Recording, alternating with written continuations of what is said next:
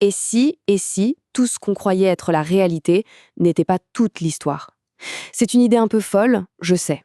Mais aujourd'hui, on va explorer ensemble une métaphore, une image très puissante qui pourrait bien, qui sait, changer notre regard sur le monde. On va parler de l'idée d'une matrice. C'est fou de se dire que cette idée ne date pas d'hier, hein. Platon, il y a des millénaires, posait déjà cette question fondamentale. Il nous disait, en gros, ce que vous voyez, ce qui vous semble si réel, si solide, eh bien c'est peut-être juste une ombre, une simple projection sur le mur d'une caverne. Est-ce que ce n'est pas fascinant?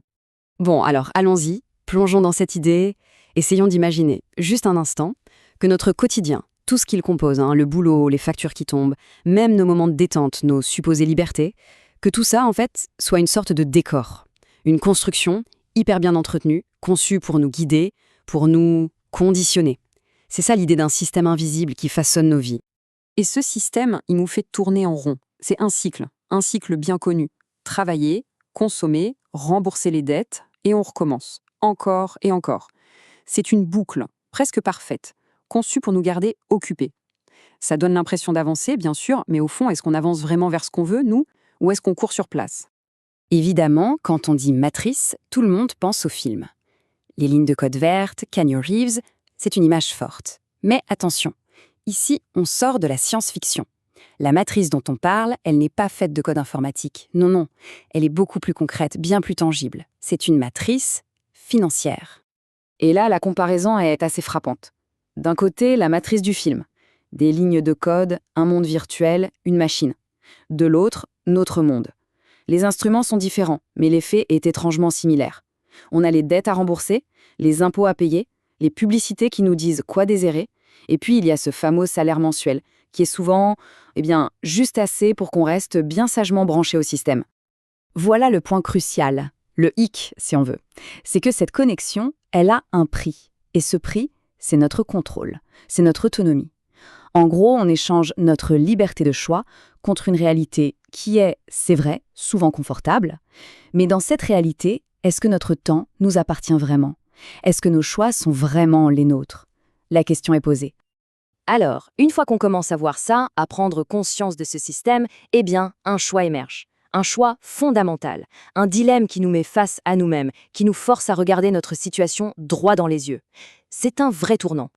Et on en arrive au choix. Le choix emblématique, celui que tout le monde connaît, la pilule bleue ou la pilule rouge. Mais là, ce n'est plus du cinéma. C'est une question qui touche au cœur de nos vies. C'est la question. Quel chemin est-ce qu'on choisit de prendre? Les deux options sont là, sur la table. La pilule bleue, c'est la facilité, on continue comme avant dans une réalité qu'on connaît, confortable, même si elle est contrôlée. La pilule rouge, c'est autre chose, c'est le grand saut. C'est décider de voir ce qu'il y a derrière le décor, de découvrir jusqu'où va le terrier de lapin blanc. C'est vouloir comprendre les vraies règles du jeu et commencer le long et difficile chemin pour se débrancher. Mais attention, faisons une pause ici. Se débrancher, ça ne veut pas dire tout plaquer et partir vivre dans les bois, non. L'approche est beaucoup plus subtile, beaucoup plus stratégique. Il ne s'agit pas de fuir le système ou de le combattre de front. Il s'agit de le comprendre, de le maîtriser, de le retourner à son avantage. Alors, comment on fait? Le chemin vers cette liberté, il se dessine en 3 grandes étapes. Première étape, comprendre le système, le démonter pièce par pièce pour voir comment il fonctionne vraiment. Deuxième étape, utiliser ce système, ses propres règles, mais cette fois à son avantage. Et la troisième étape, le but ultime, construire son propre système. Un système qui est là pour nous servir et non l'inverse. Et l'objectif final, le voilà. C'est d'arriver à un point où on ne vend plus son temps. Fini l'échange temps contre argent. L'idée, c'est de bâtir quelque chose, un système, qui travaille pour nous, même quand on dort. Un système qui nous rend la chose la plus précieuse qu'on ait, notre temps. C'est reprendre le pouvoir, tout simplement. Le pouvoir de décider où on met notre énergie, au lieu de la vendre au plus offrant. Et voilà, la boucle est bouclée. On revient au cœur de la réflexion. Maintenant qu'on a vu les mécanismes, les enjeux, les possibilités, la décision reste entièrement personnelle. Et ce n'est pas une question à laquelle on répond une bonne fois pour toutes, vous savez. C'est un choix qui se refait un peu chaque jour, à chaque décision.